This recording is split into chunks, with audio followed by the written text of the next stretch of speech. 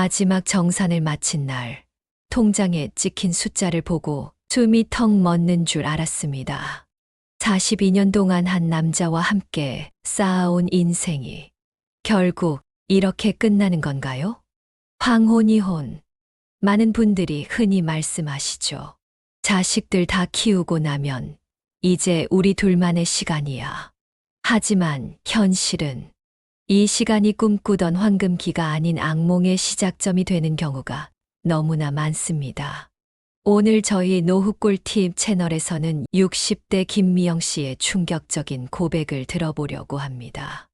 42년 결혼 생활 끝에 황혼이혼을 맞이하고 그 후 경제적, 정신적으로 완전한 나락으로 떨어진 그녀의 이야기. 그리고 여러분은 절대 그녀와 같은 실수를 반복하지 않기 위해 알아야 할 것들입니다. 여러분, 잠시만요.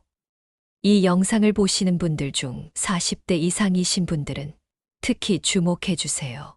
이 이야기는 단순한 타인의 불행이 아니라 바로 여러분에게도 일어날 수 있는 현실입니다. 지금 구독과 좋아요 버튼을 눌러주시고 알림 설정까지 해두시면 앞으로도 여러분의 노후를 책임질 소중한 정보들을 놓치지 않고 받아보실 수 있습니다. 자, 이제 김미영 씨의 이야기를 들어볼까요? 처음엔 그냥 평범한 부부싸움이었어요. 은퇴 후에 남편과 함께하는 시간이 많아지면서 사소한 갈등들이 쌓이기 시작했죠. 젊었을 때는 각자 바빠서 몰랐던 서로의 생활 습관, 가치관의 차이가 수면 위로 올라오기 시작했습니다. 이것은 황혼기 부부들에게 매우 흔한 현상입니다. 자녀 양육이라는 공동 목표가 사라지고 직장 생활이라는 각자의 영역도 없어지면서 갑자기 스문의 시간을 함께 보내야 하는 상황에 적응하지 못하는 거죠.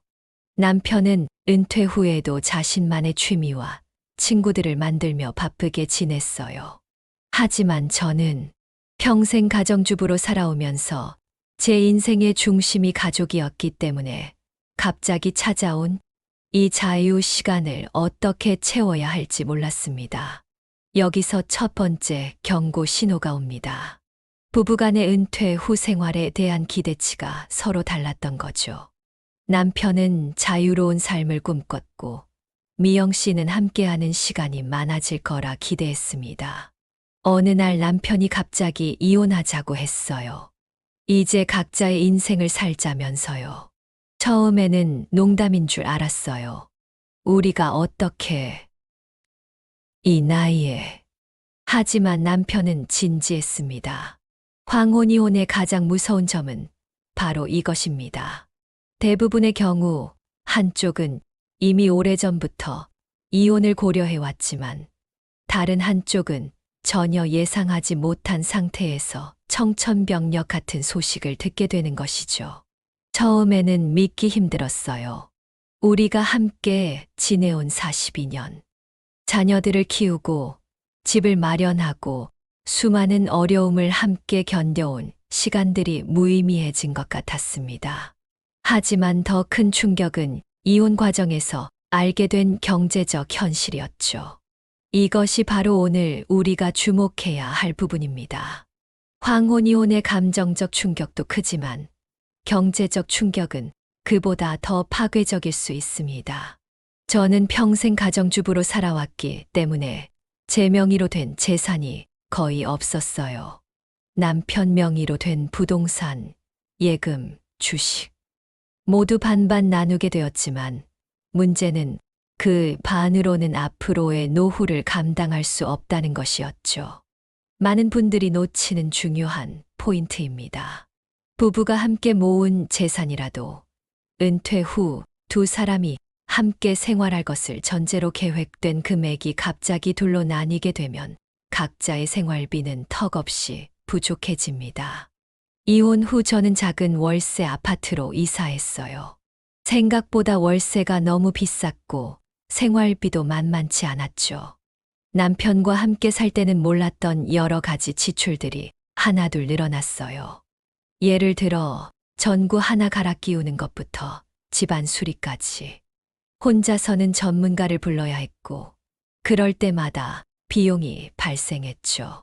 혼자 사는 노인의 생활비는 부부가 함께 살 때보다 1인당 약 1.5배 더 듭니다. 주거비, 공과금, 의료비 등 대부분의 고정 지출은 두 사람이 함께 살 때와 크게 다르지 않기 때문이죠. 이혼 합의금으로 받은 돈은 생각보다 빨리 줄어들었어요. 처음에는 이 정도면 충분하겠지라고 생각했는데 3년 만에 절반 이상이 사라졌습니다. 그때 처음으로 이대로 가다가는 나중에 먹고 살 길이 없겠구나라는 공포가 밀려왔어요. 여기서 주목해야 할 점은 노후 자금 계획의 중요성입니다. 특히 여성의 경우 평균 수명이 남성보다 길어 더 많은 노후 자금이 필요합니다. 하지만 경제활동 기간은 오히려 짧은 경우가 많죠. 더 큰 문제는 사회적 고립이었어요. 결혼 생활 동안에는 대부분의 친구들이 부부 친구였거든요. 이혼 후에는 그 친구들과 자연스럽게 멀어졌고 혼자서 새로운 인간관계를 만들기가 너무 어려웠습니다. 자녀들도 이혼 과정에서 상처를 받아 한동안 거리감이 생겼고요. 황혼 이혼 후 겪는 사회적 고립은 경제적 어려움만큼이나 심각한 문제입니다. 특히 노년기에는 건강한 사회적 관계가 정신 건강과 수명에 직접적인 영향을 미친다는 연구 결과가 있죠. 외로움이 너무 심해지니까 우울증이 찾아왔어요. 아침에 일어날 이유가 없었고 누구에게도 의지할 수 없다는 느낌이 들었죠. 그러다 보니 건강도 급격히 나빠졌습니다.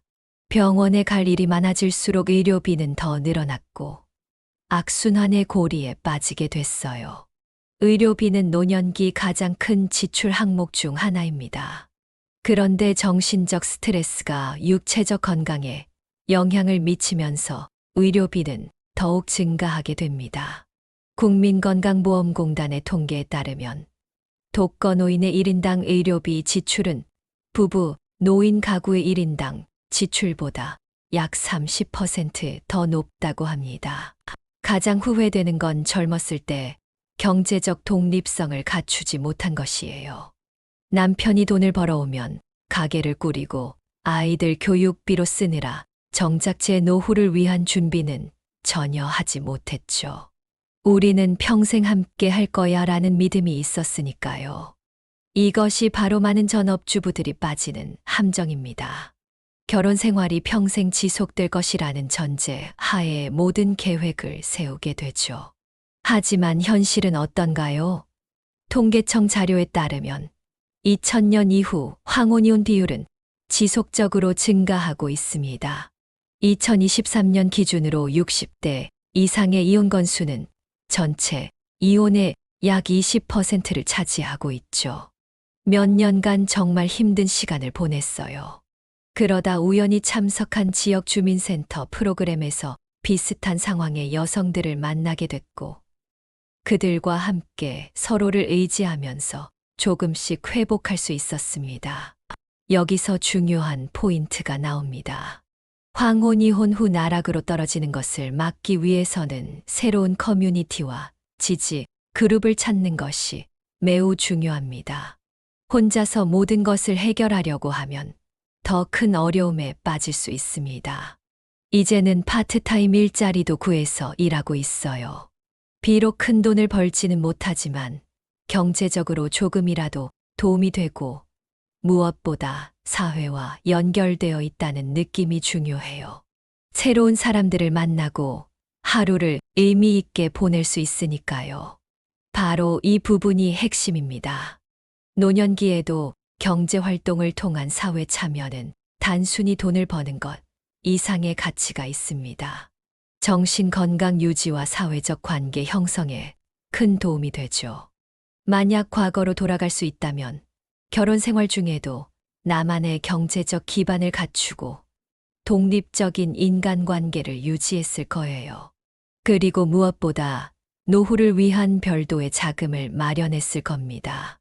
남편과 함께할 것이라는 전제가 아닌 혼자서도 살아갈 수 있다는 전제로요. 자, 이제 김미영 씨의 경험을 통해 우리가 배울 수 있는 교훈은 무엇일까요? 바로 노후에 대한 독립적인 준비입니다. 결혼 생활이 평생 지속되더라도 또는 예상치 못한 이별을 맞이하더라도 흔들리지 않을 수 있는 기반을 마련하는 것이죠. 그렇다면 구체적으로 어떤 준비를 해야 할까요? 지금부터 황혼이혼 후 나락으로 떨어지지 않기 위한 필수 대비책들을 알려드리겠습니다. 첫째, 자신만의 경제적 기반을 마련하세요. 결혼해서 전업주부로 산다고 해도 나만의 통장과 나만의 재산을 반드시 마련해야 합니다.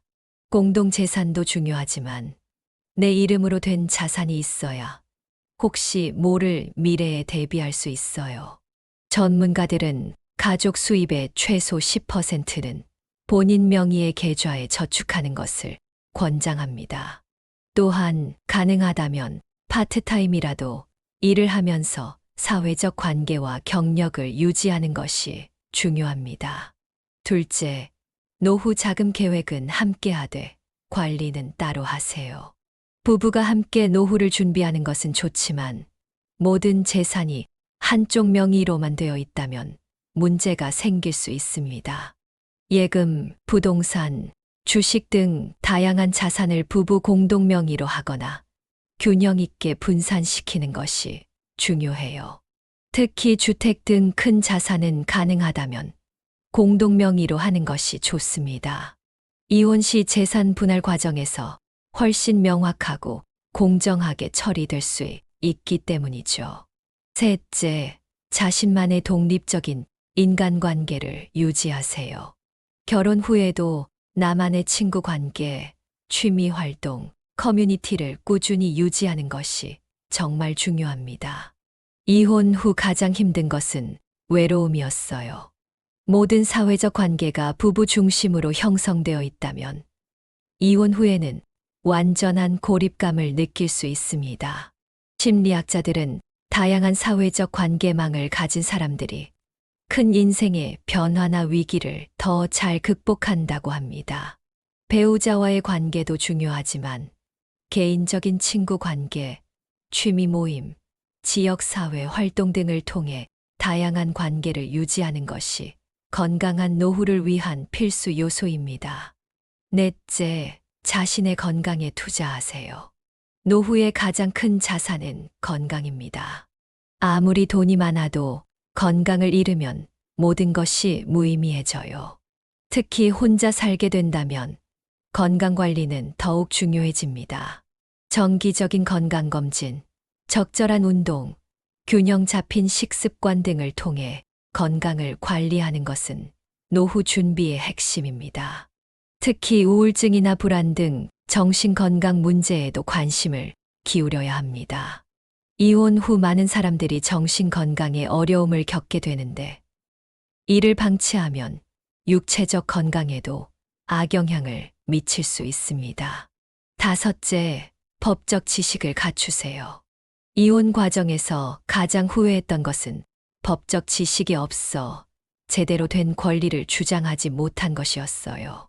부부 공동재산에 대한 권리, 국민연금 분할 청구권 등 많은 것들을 몰랐기 때문에 불리한 합의를 했죠. 기혼자라면 반드시 알아두어야 할 법적 권리와 제도가 있습니다. 예를 들어 국민연금 분할 청구권은 이혼 시 배우자가 납부한 국민연금의 일부를 분할받을 수 있는 권리입니다. 결혼 기간이 5년 이상이고 배우자가 국민연금에 가입되어 있었다면 청구가 가능합니다. 또한 재산분할 청구권에 대해서도 정확히 알고 있어야 합니다. 혼인 기간 중 부부가 함께 협력하여 형성한 재산은 공동재산으로 인정받을 수 있으며 이는 명의와 상관없이 공평하게 나눌 수 있는 권리가 있습니다. 여섯째, 노후를 위한 새로운 직업이나 수입원을 개발하세요. 50대, 60대라고 해서 새로운 일을 시작하기에 늦은 것은 아닙니다. 오히려 인생 경험을 바탕으로 더 가치 있는 일을 할 수 있어요. 이혼 후 경제적 어려움을 겪으면서 새로운 일을 찾게 되었고 지금은 그것이 제 인생의 새로운 의미가 되었습니다. 현재 시니어 세대를 위한 다양한 일자리와 창업 지원 프로그램이 있습니다.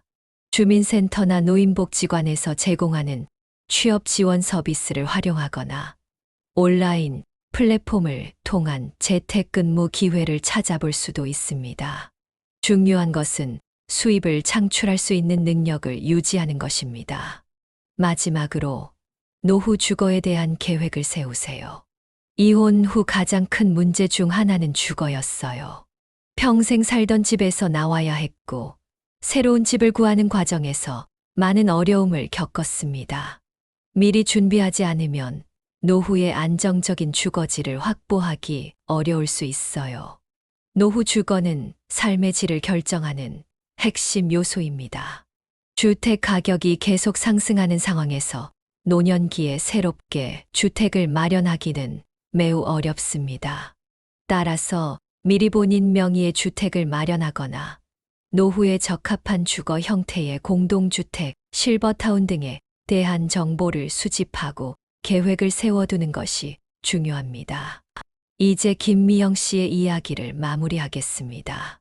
이혼 후 3년 동안 정말 힘든 시간을 보냈지만 지금은 새로운 삶을 찾아가고 있어요. 작은 카페에서 파트타임으로 일하면서 생활비를 벌고 주민센터에서 운영하는 다양한 프로그램에 참여하며 새로운 친구들도 사귀었습니다. 무엇보다 중요한 것은 제 인생의 주인이 된 것 같아요. 누군가에 의존하지 않고 스스로 결정하고 책임지는 삶이 때로는 외롭고 힘들지만 그 안에서 새로운 가치를 찾아가고 있습니다. 김미영 씨의 사례를 통해 우리는 중요한 교훈을 얻을 수 있습니다. 황혼이혼은 단순한 이별이 아닌 인생의 큰 전환점이 될 수 있습니다. 그리고 그 전환점에서 나락으로 떨어질 것인지 새로운 도약의 기회로 삼을 것인지는 얼마나 준비되어 있느냐에 달려 있죠.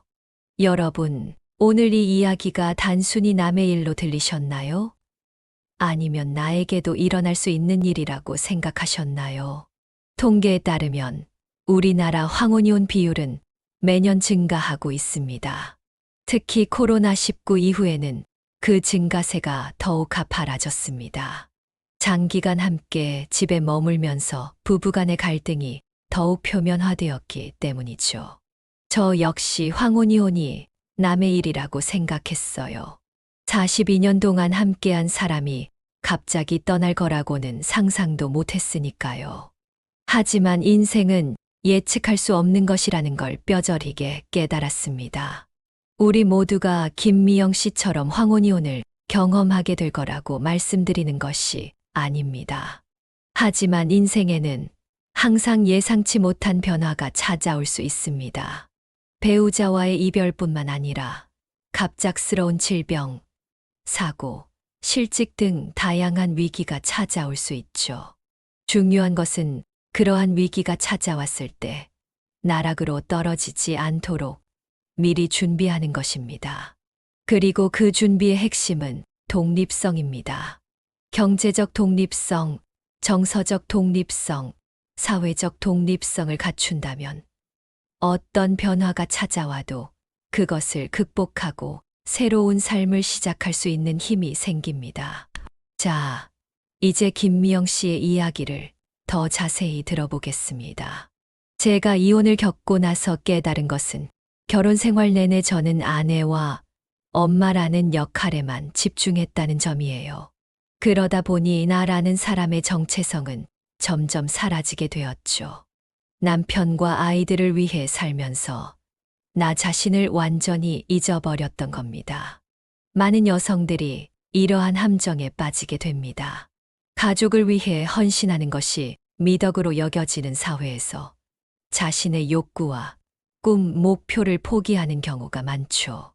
그러나 자신을 잃어버린 사람은 위기가 찾아왔을 때 무너지기 쉽습니다. 이혼 직후 가장 힘들었던 건 내가 누구인지 모르겠다는 혼란이었어요. 남편의 아내도 아이들의 엄마도 아닌 상태에서 나는 어떤 사람인지 무엇을 좋아하고 무엇을 잘하는지 전혀 알 수 없었죠. 마치 빈 껍데기처럼 느껴졌어요. 정신건강 전문가들은 이것을 역할 상실로 인한 정체성 위기라고 부릅니다. 특히 오랜 기간 특정 역할에 자신의 정체성을 투영해온 사람들에게 흔히 나타나는 현상이죠. 이런 상황에서는 새로운 정체성을 발견하고 구축하는 과정이 필요합니다. 오늘 저희 노후 꿀팁 채널에서는 김미영 씨의 황혼이혼 경험과 그로부터 얻은 교훈을 공유해 드렸습니다. 어떠셨나요? 타산지석이라는 말이 있죠. 남의 실패를 거울 삼아 내 삶에 적용하는 지혜. 바로 이것이 오늘 영상의 목적입니다. 여러분, 노후를 준비하기에 이른 때는 없습니다. 20대, 30대라면 더 나은 노후를 위한 기반을 다지는 시기이고, 40대, 50대라면 본격적인 노후 준비의 골든타임입니다. 그리고 이미 60대 이상이라면 지금부터라도 자신의 노후를 더 안정적으로 만들 방법을 찾아야 할 때입니다. 아직 구독하지 않으셨다면 지금 바로 구독과 좋아요를 눌러주세요. 그리고 알림 설정까지 해두시면 앞으로도 여러분의 현명한 노후 준비를 도와드릴 소중한 정보들을 놓치지 않고 받아보실 수 있습니다. 또한 이 영상이 도움이 되셨다면 비슷한 고민을 하고 있을 지인들에게 공유해 주세요. 여러분의 작은 공유가 누군가의 인생을 바꿀 수도 있습니다. 마지막으로 여러분의 경험이나 생각이 있으시다면 댓글로 자유롭게 나눠주세요. 서로의 지혜를 나누는 것이야말로 모두가 더 나은 노후를 맞이할 수 있는 방법이니까요. 다음 영상에서도 여러분의 행복한 노후를 위한 소중한 정보로 찾아뵙겠습니다. 노후 꿀팁 채널이었습니다. 감사합니다.